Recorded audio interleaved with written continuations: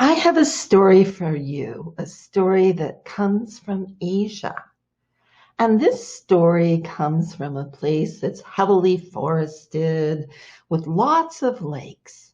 And a long, long time ago, along the lakes, a special tree grew. And these trees had one fruit, just one. And it grew all summer long, bigger and bigger and bigger until it was ginormous. And then in autumn, this time of year, it would drop from the tree. So one day, such a tree, holding on to its ginormous fruit, the fruit dropped into a nearby lake and made a huge kerplunk sound. Well, there was a little rabbit nearby who had just been born that spring and didn't know anything about these trees and their fruit. And when they heard the noise kerplunk, they were terrified and took off running through the forest as fast as they could, shouting, "Run, run, run for your life! Kerplunk is coming after us!" Well, a fox who was prowling nearby joined the rabbit, shouting, "Run, run, run for your life! Kerplunk is coming after us!"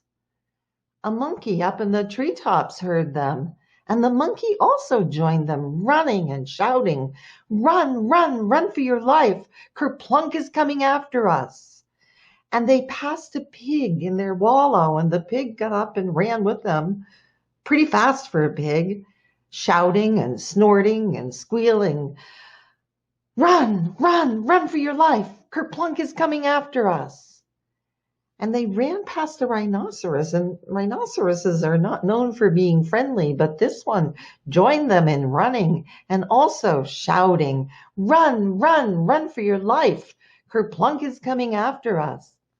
And they passed through the legs of an elephant, and the elephant also joined them, trumpeting, "Run, run, run for your life! Kerplunk is coming after us!"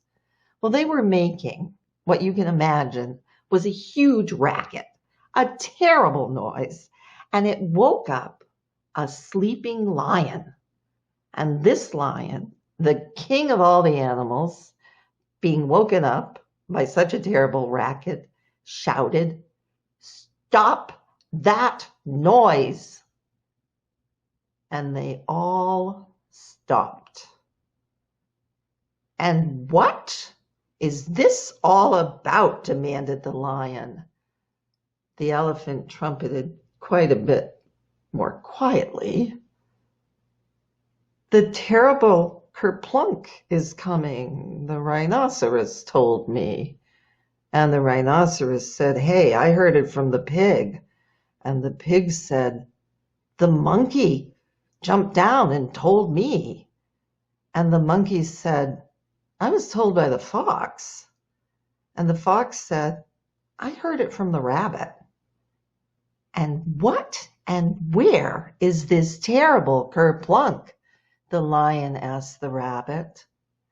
And just at that very moment, another tree dropped its single fruit, its single ginormous fruit, into the nearby lake with a big, wait for it, kerplunk.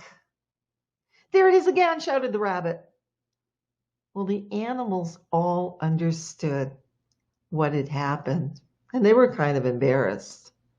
But the lion laughed and laughed and laughed and said to the little rabbit, "Here, look at the trees," and told him what had happened, and said to everyone assembled there, "You know, next time you hear something, it might be a good idea to check and see if it's true before you start running, shouting, and passing what you heard along to other people."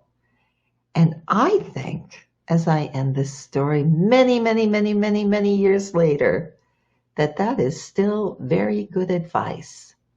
When you hear something, You might want to check and see if it's true before you pass it along to others.